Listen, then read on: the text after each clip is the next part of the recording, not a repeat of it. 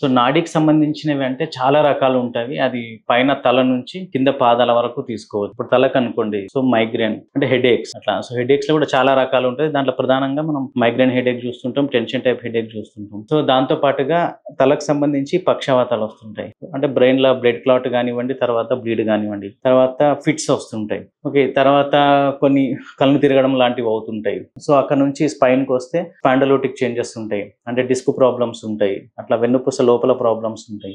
So తర్వాత చేతులకు కాళ్ళకు తీస్తుంటే తిమ్మిర్లు పట్టడం అలా ఉంటాయి. సో ఇలా చాలా రకాల కారణాలు ఉంటాయి అట్లా. సో కొన్ని బ్రెయిన్ లోపల నరాలు క్షీణించిపోవడం వల్ల, అంటే డీజనరేటివ్ కండిషన్స్, కొన్ని అది డిమెన్షియా కావచ్చు, పార్కిన్సన్స్ కావచ్చు. సో ఇలా చాలా రకాల కారణాలు ఉంటాయి. ఏదైనా మనం ప్రాబ్లంను బట్టి, సో దాన్ని బట్టి మనం ఐడెంటిఫై చేసి దాని నుంచి కారణాలు కనుక్కొని దాన్ని ట్రీట్మెంట్ అనేది చేయాలి. మీరు తీసుకునే అదే మందులు, అదే నాణ్యమైన మందులు మెడ్ ప్లస్ బ్రాండ్స్ పై సగం ధరకే.